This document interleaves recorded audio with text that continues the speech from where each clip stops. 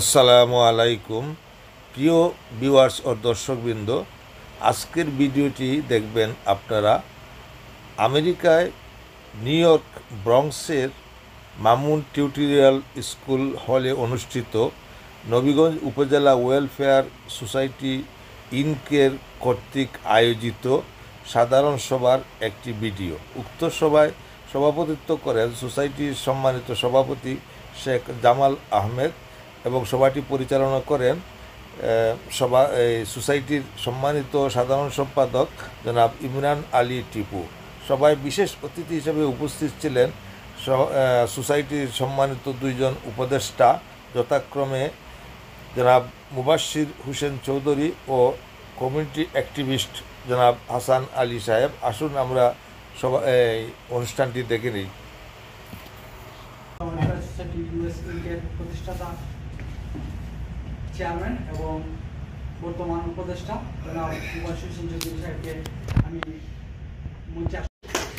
আমি বিশেষ অতিথির আসন গ্রহণ করার জন্য মঞ্চে অনুরোধ করছি। নবীগঞ্জ উপজেলা ওয়েলফেয়ার সোসাইটির সম্মানিত উপদেষ্টা জনাব হাসান আলী স্যারকে অনুরোধ করছি। আমি মঞ্চে আসন গ্রহণ করার জন্য আমাদের প্রবীণ যারা আছেন আমি চাচ্ছি তারা সামনে চলে আসেন এবং আমরা এদিকে বসবো। আমি আসন গ্রহণ করার জন্য অনুরোধ করছি জনাব কাউচার চৌধুরী সাহেবকে মঞ্চে আসন গ্রহণ করার জন্য আমি অনুরোধ করছি। আসন গ্রহণ করার জন্য আমাদের উপস্থিত আছেন কবি আবু তাহের চৌধুরী সাহেবকে মঞ্চে আসন গ্রহণ করার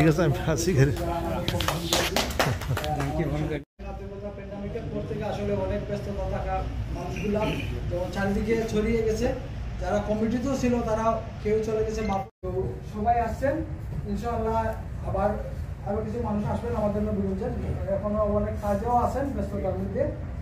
তো অনেকদিন পরে আমাদের এই আজকের সাধারণ সভা নবীগঞ্জবাসীর, আর আমাদের আজকের এই আলোচনার বিষয় হচ্ছে আমাদের সম্পূর্ণ মেয়াদ অলমোস্ট শেষের পথে এবং আমরা চাইছিলাম যদি নতুন মানুষ সবাই একত্রিত থাকেন তাহলে এবারও একটা পিকনিক করবো। আমরা দেখছি আমরা কয়েকটা পিকনিক করছি, দেখা গেছে উপজেলার মানুষ আছে আমাদের অতিথি হিসাবে, অথচ আমাদের নবীগঞ্জে মানুষ নাই।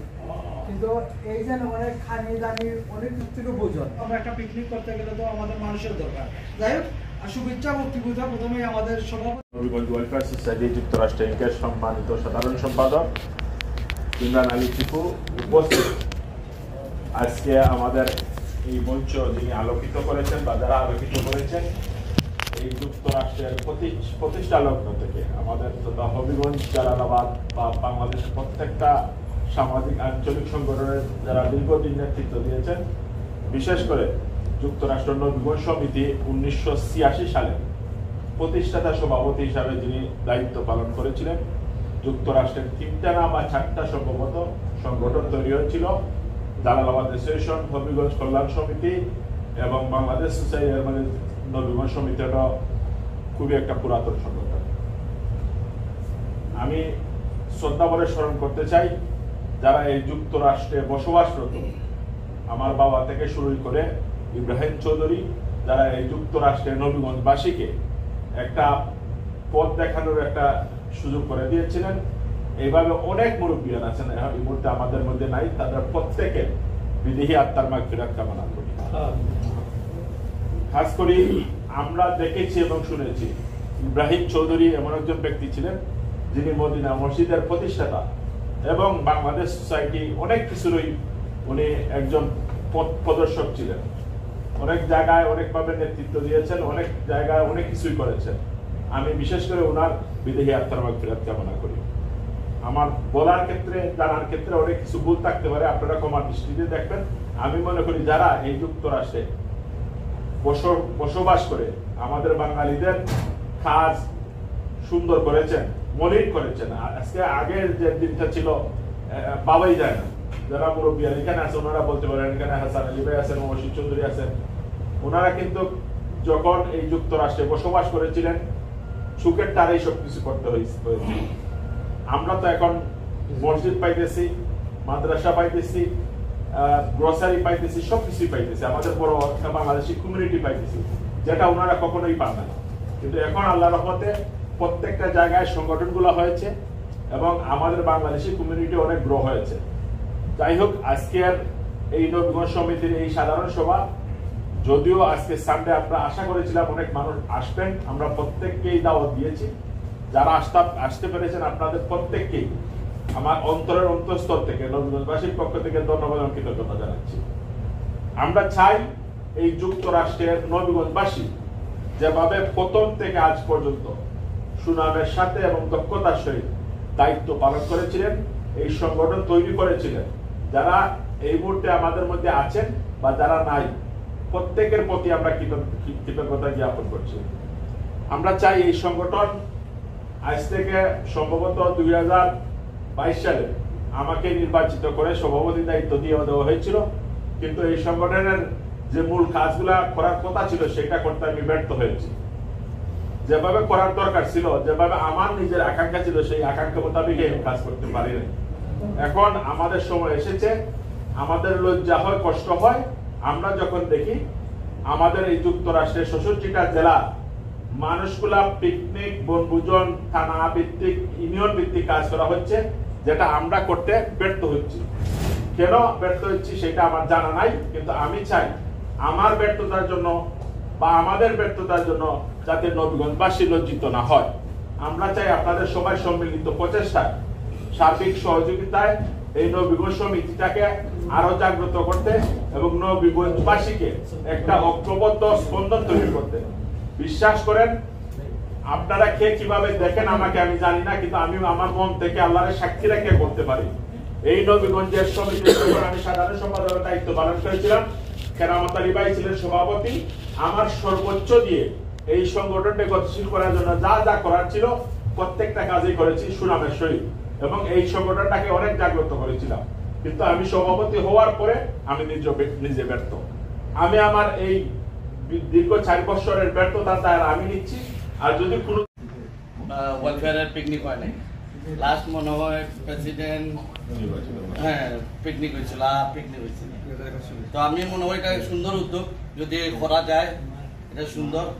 তবে আমি মনে করি যে গ্যাদারিংটা একটু বড় না হইলে এটা একটা লজ্জাজনক।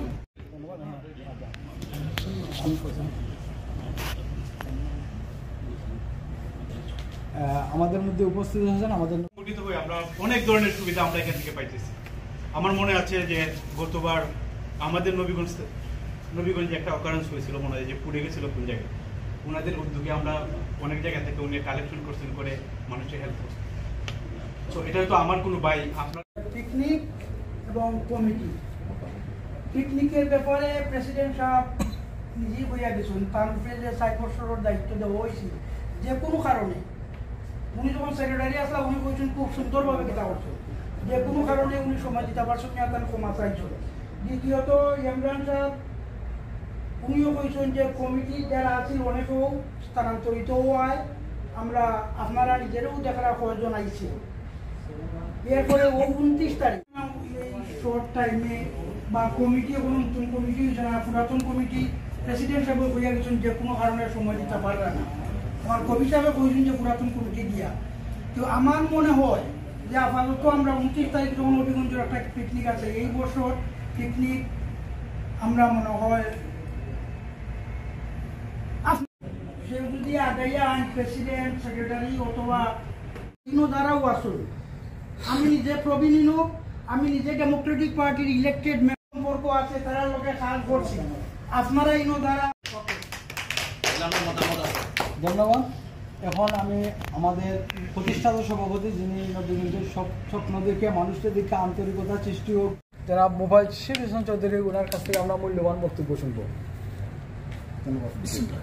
যে কথা কইসই এর ভিত্তি করে আমি করাম। আমরা সমিতি মধ্যখানে আমরা খুব গরম সমিতি আছি, এরপরে কিছু জমে গেছি, কারণ মানুষ আইতে চায় না, আইলে বুঝে 10টা লিখিব চালিব হয় না।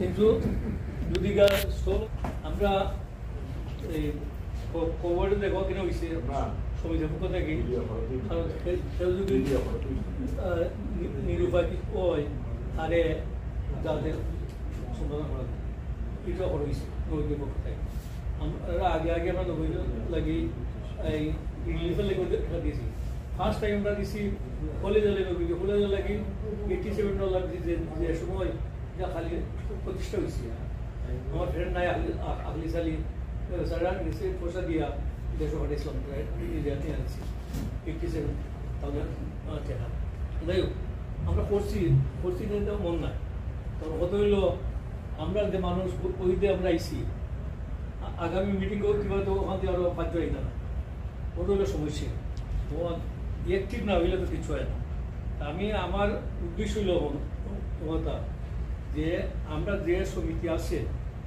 তারা রাখিয়া যারা বেজু দিয়ে বাফেলো কৃষিগ্রাম এরা জায়গা পূরণ হয়ে দেওয়া নয়ভাবে আবার এটা 2 বছর লাগি চলুক দেখি এরা আবার ওর কিতাব করতে পারে কারণ সমিতি না করলে সেগুলো পরিচয় হয় না ওই যে দাদা আইসই বা ওই যে আইসই এখানে আমরা চিনিও না ওকে দেওয়া যদি ওদের তো চিন্তা নয় ওখান নবীনদের পক্ষ থেকে আবার বুঝলাম নবীনদের মানুষ আমরার মানুষ এত বিপদ বললে আমরা মানুষ মারা যায় আগে যোগাযোগ করে দিত তাহলে আমরা মারা গেছি আমরা খবর পাইয়া দিতাম এই জনতা ওখানে এটা খবরও হয় না তখন এগুলো আমরা একটি ভর্তি হব তাহলে তারা উনি মোটামুটি আইব না হন তো সমিতি গর্জিয়া চলে সুন্দর আছে ঠিকমতো চলে সব ঠিক আছে তখন আমরা পিকনিকের আগেই দেবো আর এই পিকনিকের দিনই আমরা অভিষেক এবং পূর্ণাঙ্গ কমিটি প্রকাশ করবো যদি আপনারা সম্মতি থাকে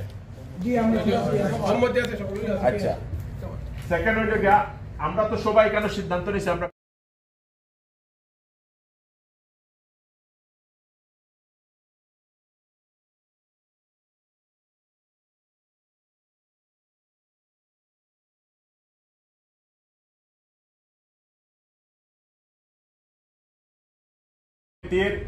বনভোজন আয়োজন করা হবে আপনাদের সবাই উপস্থিতিতে এবং সার্বিক সহযোগিতায় আমরা 27 জুলাই বনভোজন বাস্তবায়ন করতে চাই আপনাদের সর্বোচ্চ সহযোগিতা কামনা করি আসসালামু আলাইকুম ওয়া রাহমাতুল্লাহি ওয়া বারাকাতুহু বন্ধ করে দাদা যুক্তরাষ্ট্র নবীগঞ্জ সমিতির আজকে সাধারণ সভার সিদ্ধান্ত ক্রমে আমরা নবীগঞ্জবাসী সিদ্ধান্ত নিয়েছি আগামী 27 জুলাই যুক্তরাষ্ট্র নবীগঞ্জ সমিতির বনভোজন আয়োজন করা হবে আপনাদের সবাই উপস্থিতিতে এবং সার্বিক সহযোগিতায় আমরা 27 জুলাই বনভোজন বাস্তবায়ন করতে চাই আপনাদের সর্বোচ্চ সহযোগিতা কামনা করি আসসালামু আলাইকুম ওয়া রাহমাতুল্লাহি ওয়া বারাকাতুহু প্রিয় ভিউয়ার্স নবীগঞ্জ উপজেলা ওয়েলফেয়ার সোসাইটির সাধারণ সভা এখানে সমাপ্ত হলো আমার ভিডিওটা এখানে শেষ আবার দেখা হবে অন্য কোনো ভিডিওর মাধ্যমে সেই পর্যন্ত আপনারা ভালো থাকবেন খোদা হাফেজ সবাইকে ধন্যবাদ আমরা